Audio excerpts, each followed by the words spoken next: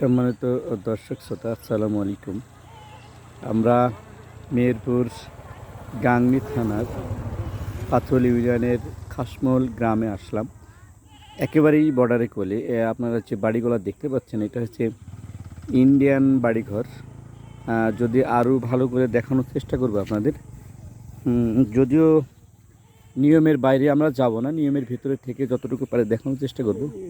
আশা করি যে আপনাদেরও ভালো লাগবে।